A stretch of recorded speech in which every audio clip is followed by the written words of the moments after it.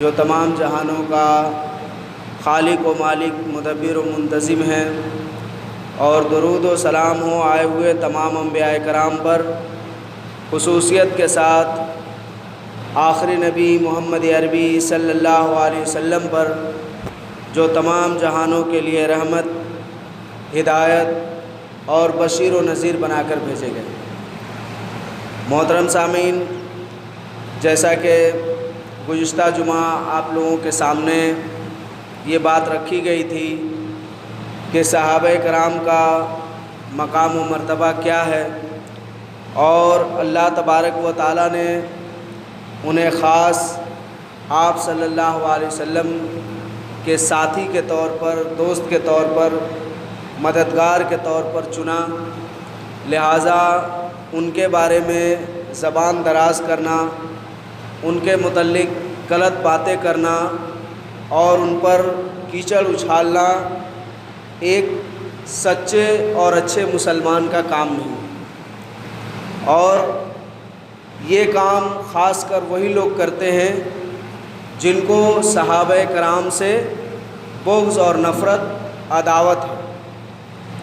جو صحابہ کرام سے محبت رکھتے ہیں وہ یہ کام کبھی بھی نہیں کریں گے۔ اللہ تبارک و تعالیٰ نے اس بات کی وضاحت کی ہے، اور آپ صلی اللہ علیہ وسلم نے بھی اپنے فرمان میں اس بات کی وضاحت کی ہے کہ اللہ تبارک و تعالیٰ جس سے محبت کرتا ہے تو وہ اللہ کا محبوب بندہ بن جاتا ہے، پھر اللہ تبارک و تعالیٰ اس کی محبت کو دنیا والوں کے دلوں میں بیٹھا دیتا ہے۔ تو اس طرح سے صحابہ کرام کی محبت کو اللہ تبارک و تعالیٰ نے اہل ایمان کے دلوں میں بیٹھا دیا، اور جن لوگوں نے ان سے حسد، بغض اور نفرت کیا، در حقیقت ان کی قسمت پھوٹی ہے کہ ان کے دل میں صحابہ کرام کی محبت نہیں ہے، ان کی عظمت نہیں ہے۔ اور سب سے بڑی بات کہ صحابہ کرام کے تعلق سے ہمیں رائے قائم کرنے کا حکم نہیں دیا گیا ہے، بلکہ ہمیں اس بات کا حکم دیا گیا ہے کہ ہم صحابہ کرام پر ایمان لائیں۔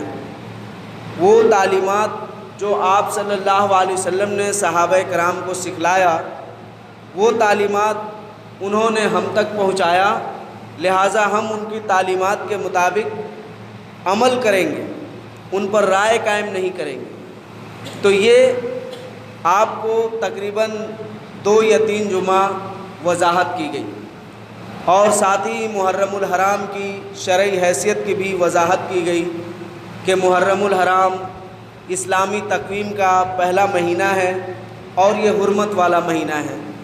اس کے اندر شریعت نے صرف ہمیں عاشورہ کے روزے رکھنے کا حکم دیا ہے، اس کے علاوہ جو بھی کام ہیں وہ لغو اور واہیات کام میں سے ہیں۔ اس کے علاوہ یعنی محرم الحرام میں ہمیں کچھ بھی نہیں کرنا ہے، سوائے اس کام کے کہ ہم محرم الحرام میں عاشورہ کا روزہ رکھیں۔ عاشورہ کے روزہ رکھنے کا حکم کیوں ہے؟ ایک تو حرمت کی وجہ سے رکھنا ہے، اور دوسرا حکم اس لیے بھی ہے کہ اللہ کے رسول صلی اللہ علیہ وسلم نے جب یہ بات وضاحت فرمائی کہ یہود بھی اس دن کا روزہ رکھتے ہیں، اس لیے کہ حضرت موسیٰ علیہ السلام فرعون کے ظلم و ستم سے نجات پائے، لہٰذا اللہ تبارک و تعالیٰ کے شکر کو ادا کرتے ہوئے، اللہ کی تعریف اور ثنا کو یاد کرتے ہوئے انہوں نے شکرانے کے طور پر روزہ رکھا۔ تو اس سے 2 باتیں معلوم ہوئی۔ پہلی بات تو یہ معلوم ہوئی کہ اللہ تبارک و تعالیٰ کسی مراد کو پورا کرے جس سے انسان پریشان ہو اور وہ حل ہو جائے، تو اسے چاہیے کہ وہ اللہ کا شکر ادا کرے، اور شکرانے کا روزہ ہے، شکرانے کا سجدہ ہے، شکرانے کی نماز نہیں ہوتی ہے، شکرانے کا نماز نہیں ہے۔ شکرانے کے لیے آپ روزہ رکھ سکتے ہیں، یا پھر اسی وقت فوراً جب آپ کو یہ خوشی کی خبر ملے تو آپ سجدے میں جا سکتے ہیں۔ تو یہ ایک چیز۔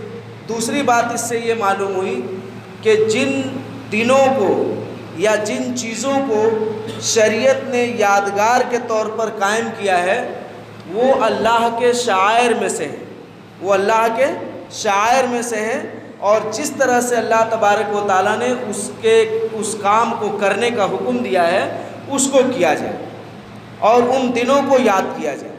اس کے علاوہ اپنی طرف سے کسی دن کو گڑھ لینا، کسی دن کو عید کا دن قرار دے دینا، کسی دن کو غم حسین کا دن قرار دے دینا، کسی دن کو عیدوں کا عید بنا دینا، یہ شریعت میں اپنی طرف سے اضافہ ہے جو کہ ایک خطرناک قسم کا عمل ہے جس کو بدعت کہا گیا ہے۔ اور بدعت اعمال مسنونہ میں ایسی چیز ہے، یعنی ایسی حیثیت ہے بدعت کی، جیسے کہ دیمک اور گھن جب کسی کتاب میں لگ جائے تو اس کو پوری طرح سے تباہ و برباد کر دیتا ہے، لکڑی میں لگ جائے تو اس کو پورا کھا جاتا ہے۔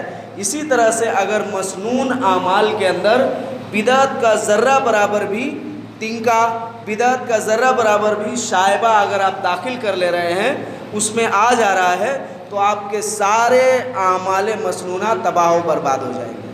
اور یہ میں نہیں کہتا، اللہ کے رسول صلی اللہ علیہ وسلم کی حدیث موجود ہے، سنن ابن ماجہ کے اندر آپ دیکھ سکتے ہیں کہ اللہ کے رسول صلی اللہ علیہ وسلم فرما رہے ہیں کہ بدعتی کا کوئی بھی عمل اللہ کے یہاں، اللہ کے بارگاہ میں مقبول نہیں ہے، نہ فرائض میں سے، نہ نوافل میں سے، نہ حج میں سے، نہ اللہ کے راستے میں جہاد کرنا، کوئی بھی عمل اس کا قابل قبول نہیں ہے۔ وہ اسلام سے اس طرح خارج ہو جاتا ہے جس طرح گوندھے ہوئے آٹے سے بال نکال کر پھینک دیا جاتا ہے۔ تو یہ آپ صلی اللہ علیہ وسلم کی سنن ابن ماجہ کے اندر حدیث موجود ہے، آپ دیکھ سکتے ہیں۔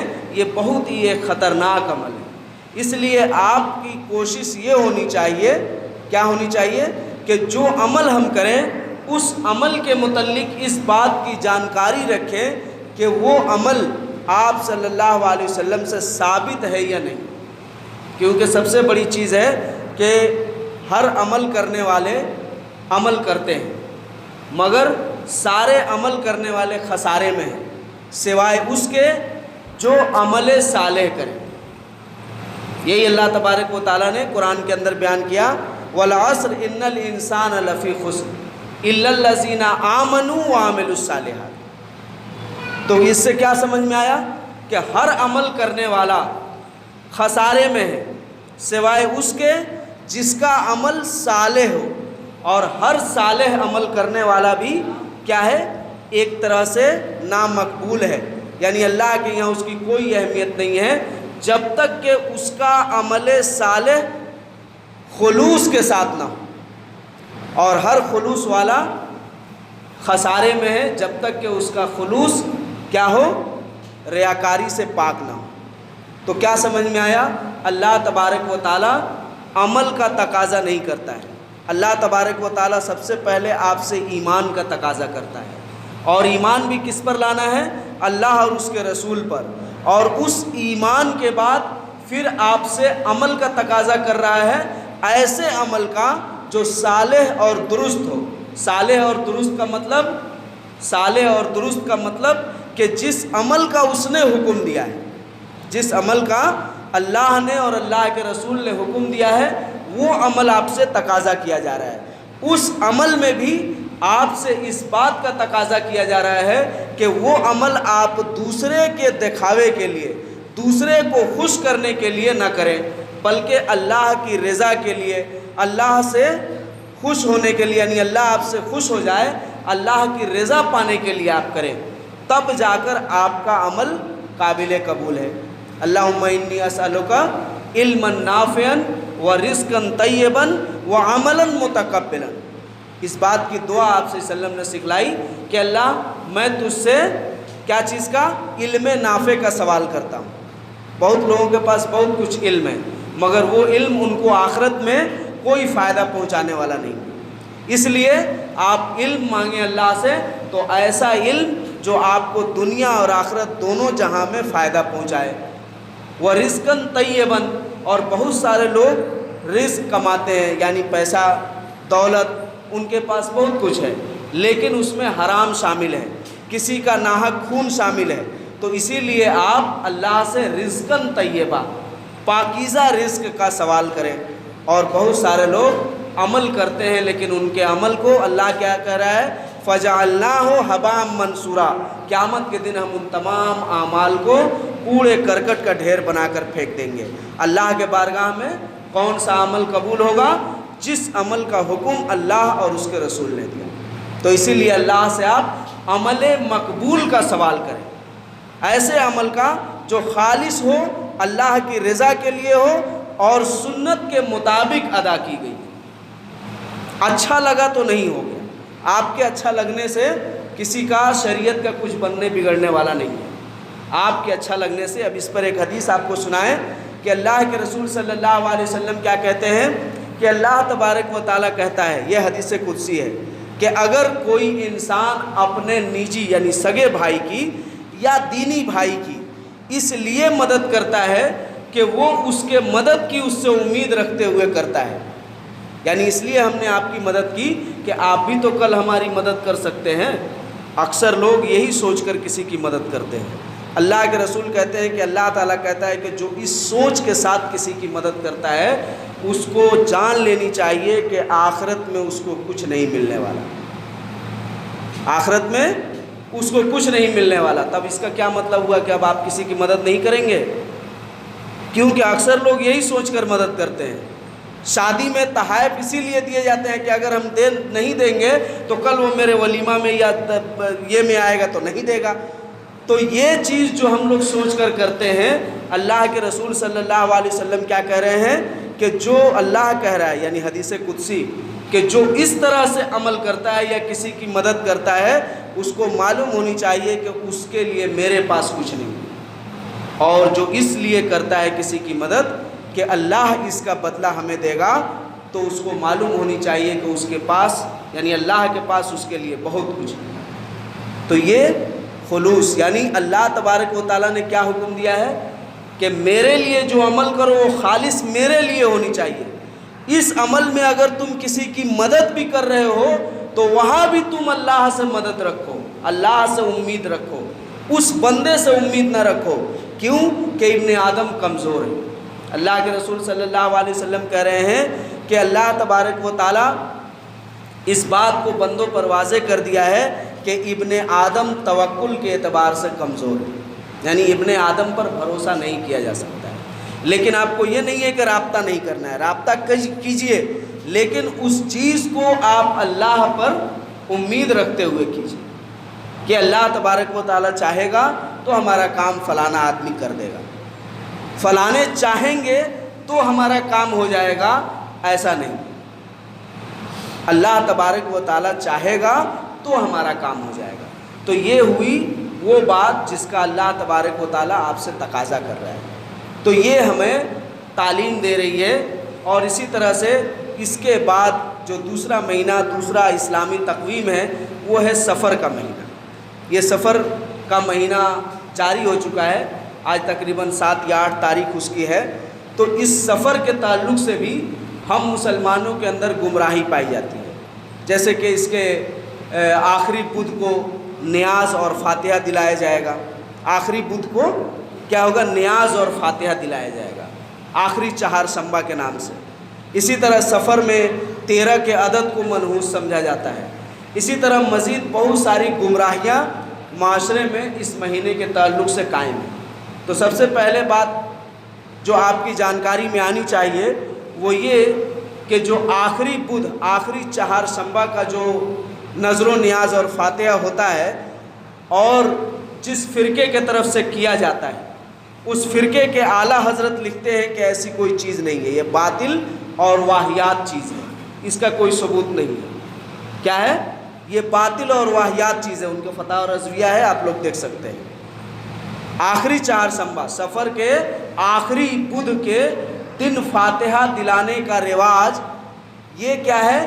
عورتوں کی جہالت ہے، ایسا کچھ شریعت میں کچھ نہیں ہے۔ کہا جاتا ہے کہ حضرت فاطمہ کو بیماری لگی تھی اور کیا ہوا تھا، تو ایسا کچھ نہیں ہے، بلکہ اس مہینے میں تو ان کو فائدہ ہوا، ان کو نفع پہنچا۔ یہ منحوس کیسے ہو سکتا ہے؟ یہ سب باتیں وہ وضاحت کر رہے ہیں اور لکھ رہے ہیں۔ تو پہلی بات یہ سمجھ لیجئے۔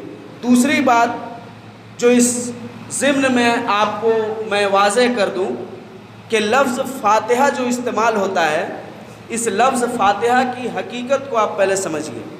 لفظ فاتحہ کا مطلب کیا ہے؟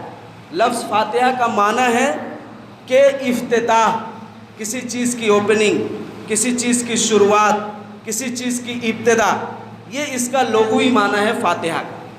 اسی لیے قرآن کے 114 سورتوں میں جو سب سے پہلی سورت ہے اس کا نام ہے سورۃ الفاتحہ، یعنی قرآن کی ابتدا اس سورہ کے ذریعے ہو رہی ہے۔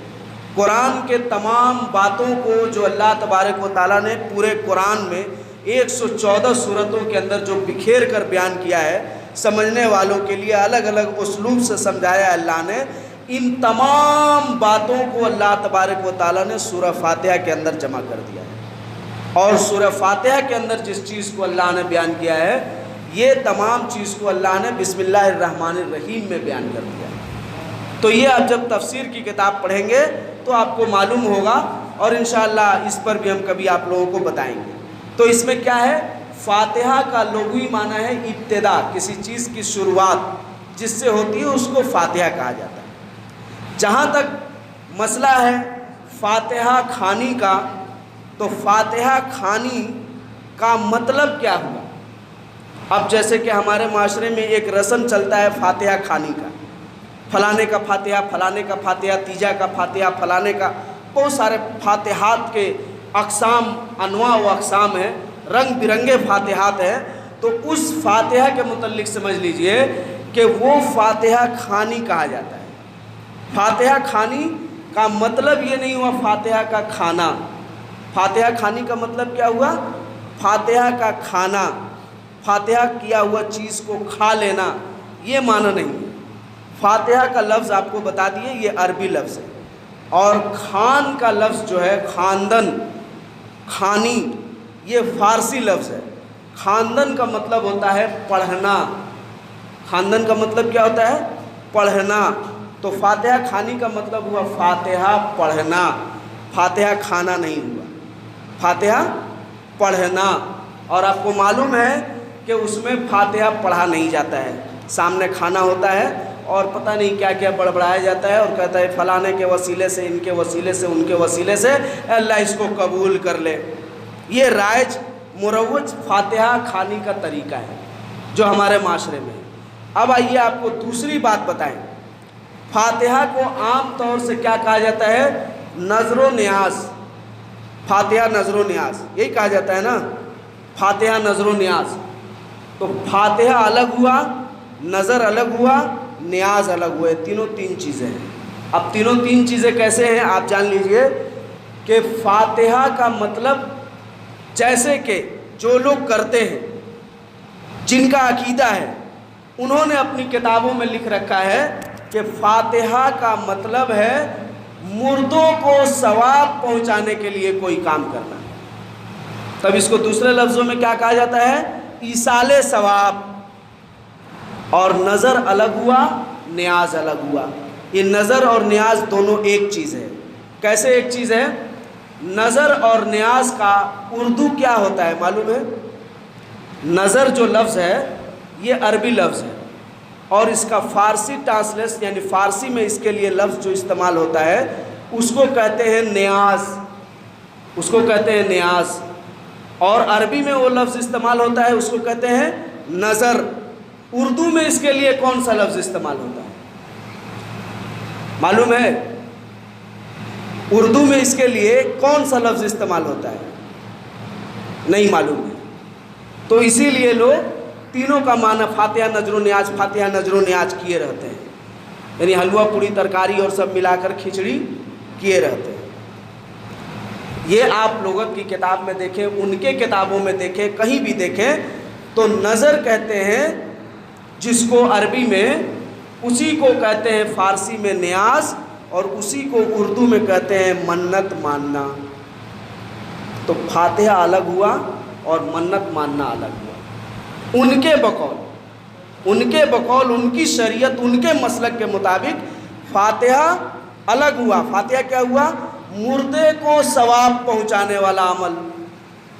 اور نظر کیا ہوا؟ منت ماننا، یعنی آپ نے منت مانی. کیا منت مانی؟ کہ جیسے کہ عام طور سے مانگا جاتا ہے کہ ہماری فلانی چیز ہو گئی نا تو ہم بابا کے اوپر چادر چڑھائیں گے, ہم فلانی چیز ہو گئی نا تو ہم بابا کے لیے یہ کریں گے. یہ ہو گیا منت ماننا, یعنی آپ اس میں اپنی مراد مانگ رہے ہیں, اس میں اپنی مراد مانگ رہے ہیں. اب آئیے شریعت کے آئینے میں جب دیکھیے گا تو ایصال ثواب جو کہا جاتا ہے لفظ یا فاتحہ, شریعت نے اس لفظ کو استعمال نہیں کیا ہے. شریعت نے اس کے لیے کون سا لفظ استعمال کیا ہے؟ صدقہ جاریہ. کہا ہے اپنے مردوں کے لیے صدقہ جاریہ کرو. تو صدقہ جاریہ کی جب بات آپ کریں گے تو اللہ کے رسول نے حدیث کے اندر بیان فرمایا کہ تم اپنے مردوں کے لیے 7 طرح کا صدقہ جاریہ کر سکتے ہو, جس کی تفصیل انشاءاللہ آپ کو بیان کی جائے گی. یہاں وہ ٹاپک نہیں ہے, اس لیے میں آپ کو مختصر بتا دوں کہ اب وہ 7 چیزیں حدیث کے اندر موجود ہیں, جن میں سے 3 بڑی مشہور ہیں کہ علم, اولاد صالح, یا آپ نے پیچھے کوئی یعنی یہ کوئی علم کا سکھا کر گیا ہو تو وہ چیز. تو یہ 3 چیزیں. تو اب یہ صدقہ جاریہ ہے, شریعت میں اس کے لیے لفظ صدقہ جاریہ استعمال کیا گیا ہے. اس لیے شریعت جو لفظ استعمال کرے اسی لفظ کو استعمال کرنا بہتر ہے. دوسری چیز ہے وہی نذر اور نیاز, منت. تو اللہ تبارک و تعالیٰ قرآن کے اندر کہہ رہا ہے یوفون بالنذر, ایمان والے وہ ہیں جو اپنی نذروں کو پوری کرتے ہیں. یعنی ایمان والے کون ہیں؟ جو اپنی منت کو پوری کرتے ہیں, جو منت انہوں نے مانا ہے اس کو وہ پورا کرتے ہیں. اب یہاں شریعت کہتی ہے کہ نظر جو ہے یعنی نظر نیاز جس کو ہم کہتے ہیں منت, یہ تمہاری تقدیر کو بدلنے والی نہیں ہے. اللہ کے رسول صلی اللہ علیہ وسلم کی صریح حدیث موجود ہے کہ یہ جو منت ہے یہ تمہارے تقدیر کو نہیں بدلتی ہے, یہ بخیلوں سے مال نکلوانے کا ایک طریقہ ہے. کیا ہے؟ بخیل آدمی ایسے ہوتے ہیں جن کو بڑی پریشانی ہے, بہت کچھ ہے, بتایا جاتا ہے, لیکن تب بھی وہ اللہ کے راہ میں صدقہ نہیں کرنا چاہتے, اللہ کے راہ میں مال خرچ کرنا نہیں چاہتے ہیں. تو ایسے لوگوں کو یہ ایک ڈر دلایا گیا شریعت میں کہ تم اللہ کے راستے میں خرچ کرو. اللہ کے راستے میں خرچ کے علاوہ بھی بہت سارا کام ہے, کسی غریب کو کپڑا پہنا دو, کھانا کھلا دو, اس طرح کے کچھ کام کرو, اللہ تمہاری پریشانی کو دور کر دے گا. تو یہ ہے. اب یہاں بتایا گیا ہے کہ منت جو مانو تو اللہ سے شرطیاں منت نہ مانگو. شرطیاں منت کیا ہے؟ کہ اللہ تم مجھ کو ٹھیک کر دے, یا میرا پھلا کام کر دے, یا مجھے ایک بیٹا دے دے تو میں ایسا کروں گا یا کروں گی. تو یہ مت کہیے, شرط مت لگائیے. اچھا اللہ اگر آپ کو بیٹا نہیں دیا تو اب کیا کریں گے؟ اللہ سے جو نظر مانے وہ پورا نہیں کریں گے. تو اسی لیے شریعت کہتا ہے کہ شرطیہ نظر ماننا, شرطیہ نیاز دلانا, شرطیہ نظر ماننا, شرطیہ منت ماننا حرام ہے. آپ یہ کہیے کہ اللہ میں پریشان ہوں, تو میری پریشانی کو دور کر دے اور ہم اتنا صدقہ کریں گے. اس طرح سے کہیے جس میں شرط کے الفاظ نہ ہوں, شرط کے الفاظ نہ ہوں. دوسری حکم شریعت کا یہ ہے منت ماننے کے متعلق کہ جب آپ اللہ سے منت مانیں یعنی ارادہ کریں اللہ کے راستے میں خرچ کرنے کا, اور اس جس کو منت کہا جاتا ہے, تو اس میں آپ کو ایسی جگہ کی منت نہیں ماننی ہے جو حرام ہو یا حرام کام کا یا اسی طرح حرام جگہ کا. جیسے کہ ایک شخص آیا اور آپ صلی اللہ علیہ وسلم سے کہا کہ اللہ کے رسول میں نے دور جاہلیت میں یہ نظر مانا تھا, منت مانی تھی کہ اگر ایسا ہو گیا تو میں مقام بوانا پر ایک جانور ذبح کروں گا, مقام بوانا پر ایک جانور ذبح کروں گا. تو اللہ کے رسول صلی اللہ علیہ وسلم نے کہا کہ تم جو مقام بوانا پر جانور ذبح کرنے کی منت مانی تو یہ بتاؤ کہ کیا دور جاہلیت میں وہ مقام کوئی خاص اہمیت رکھتا تھا؟ انہوں نے کہا کہ ہاں, وہاں پر دور جاہلیت کا بت تھا. تو اللہ کے رسول نے کہا کہ یہ منت پوری نہیں کی جائے گی, یہ حرام منت ہے. تو شرطیہ منت اور ایسی منت کہ اللہ میرا فلانا کام ہو گیا, اب جا رہے ہیں بابا کے لیے دیگ چڑھانے, یہ حرام منت. میرا فلانا کام ہو گیا, اب جا رہے ہیں اجمیری کے درگاہ پر, یہ حرام منت. اس منت کو پورا کرنے کے لیے آپ کو نہیں کہا گیا, یہ حرام منت ہے. آپ کی منت پوری ہو گئی, آپ کیا کریں؟ صدقہ و خیرات کریں, غریب مسکین کو کھلائیں, نماز پڑھ لیں، نفلی نماز پڑھ لیں، روزہ رکھ لیں، یہ آپ کر سکتے ہیں۔ ان شیطانی اڈوں پر جانے کا یا اس طرح کے کام کرنے کا حکم آپ کو نہیں دیا گیا ہے۔ تو بات سمجھ میں آئی؟ نذر و نیاز، فاتحہ اور منت، اور اس میں کیا فرق ہے؟ تو یہ چیز جو میں نے بتایا، اس لیے بتایا کہ یہ آخری چہار سمبا کو کیا جاتا ہے۔ تو اس میں آپ دیکھ لیے کہ کہیں بھی ایسا نہیں ہے کہ کھانا رکھ کر کے شریعت کے جو الفاظ ہیں، شریعت کی جو تعریفات ہیں، اس میں کہیں بھی ایسا طریقہ نہیں بتایا گیا کہ کھانا رکھ کر اے اللہ فلانے کے وسیلے سے، فلانے کے وسیلے سے، فلانے کے وسیلے سے ہمارے دکھ درد کو دور کر دے، ایسا کہیں نہیں کہا گیا۔ یہ آپ کا اپنا بناوٹی مسلک ہے، شریعت کا اس سے تعلق نہیں ہے۔ شریعت کے نگاہ میں یہ ایصال ثواب یعنی مردوں کے لیے آپ صدقہ جاریہ کریں، اور نظر آپ منت مانے ہیں تو پھر اس منت کو پورا کریں، اگر نافرمانی والی منت ہے تو اس کو پورا نہیں کرنا ہے۔ یہ بات اچھی طرح سے جان لیں۔ تو یہ جو سفر کا مہینہ ہے، سفر کا مہینہ، اس کو سفر کس لیے کہا گیا؟ عربی زبان میں جو بھی مہینے ہیں اس کے کچھ نام کے میننگس ہیں۔ تو یہ سفر کا جو مہینہ ہے، اس کو سفر اس لیے کہا گیا کہ سفر کا لغوی معنی ہوتا ہے خالی ہاتھ ہونا۔ سفر کا لغوی معنی کیا ہوتا ہے؟ خالی ہاتھ ہونا۔ جیسا کہ لسان العرب میں ابن منظور افریقی، جو لسان العرب یہ عربی زبان کی بہت ہی مستند ڈکشنری ہے، اس کے اندر وہ لکھ رہے ہیں کہ سفر عربی زبان کا جو لفظ ہے، اس کا مطلب ہے خالی ہاتھ ہونا، اور بعض کے نزدیک یہ ایک پیٹ کی بیماری لگتی تھی، جس کو ہم لوگ عام طور سے سمجھنے کے لیے اس کو ہم لوگ کہہ سکتے ہیں جونڈس کی بیماری، کیونکہ سفر کا لفظ عربی میں زرد رنگ کے لیے بھی استعمال ہوتا ہے، جس کو اصفر کہا جاتا ہے۔ تو اس زرد رنگ کی بیماری کو ہم لوگ اپنے عام طور پہ آج کل پیلیا یا جونڈس کے نام سے جانتے ہیں۔ تو اس لیے بھی یعنی اس مہینے میں چونکہ اتنی زیادہ گرمی، یا یہ بعض لوگوں کا کہنا ہے کہ اس طرح سے ہوتا تھا کہ لوگ اس مہینے میں پیٹ کی بیماری میں پریشان ہو جاتے تھے، تو اس لیے اس مہینے کو سفر کا مہینہ کہہ دیا گیا۔ ایک توضیح یہ ہے۔ دوسری توضیح یہ ہے کہ اس لیے کہا جاتا تھا کہ اس مہینے میں اہل عرب جنگ و جدال کے لیے نکل جاتے تھے، چونکہ اس سے پہلا مہینہ حرمت والا مہینہ تھا، تو اس میں جنگ و جدال تو کرنا نہیں ہے، تو اس مہینے میں وہ جنگ و جدال کے لیے نکل جاتے تھے تو ان کے گھر خالی ہو جاتے تھے، تو اس لیے بھی اس مہینے کو سفر کہا گیا۔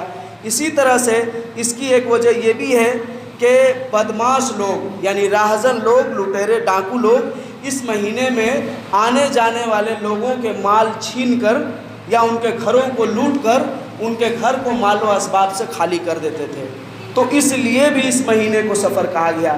یعنی اس کی کئی ایک توضیح انہوں نے بیان کی ہے کہ اس لیے اس مہینے کو سفر کا مہینہ کہا گیا۔ تو یہ ہے اس مہینے کی وضاحت۔ اس مہینے میں جو ہمارا عمل ہوتا ہے بدشگونی لینے کا، تو آپ کو معلوم ہونی چاہیے کہ بدشگونی جو لفظ استعمال ہوتا ہے، بدشگونی کا معنی کیا ہے، اس معنی و مفہوم کو بھی سمجھیے۔ بدشگونی کا مطلب ہے کہ کسی چیز سے بدفعلی لینے کو بدشگونی کہتے ہیں۔ لسان العرب کے اندر لکھا ہے کہ بدشگونی کہتے ہیں کسی چیز سے خراب تاثر لینے کا، یعنی نحوست لینے کا، برائی لینے کا، اس کو بدشگونی کہا جاتا ہے۔ علامہ ابن قیم رحمۃ اللہ علیہ اپنی کتاب مفتاح دار السعادہ میں فرماتے ہیں کہ بدشگونی یعنی کسی چیز کو دیکھ کر یا سن کر اس سے نفرت کرنے کو بدشگونی کہتے ہیں، ڈر جانے کو بدشگونی کہتے ہیں۔ جیسے کہ کسی چیز کو دیکھ کر یا سن کر، جیسے کہ ہم سنے ہیں، کیا سنے ہیں کہ الو اگر کسی گھر پر بیٹھ جائے تو گھر تباہ و برباد ہو جاتا ہے۔ تو اب ہم اس چیز کو دیکھ بھی لیے۔ دیکھ کیسے لیے کہ فلانا گھر پر ایک الو بیٹھی، تو ہم نے دیکھا کہ ارے اب تو سنے ہیں کہ وہ گھر برباد ہو جاتا ہے، تو یہ ایک ڈر آ گیا۔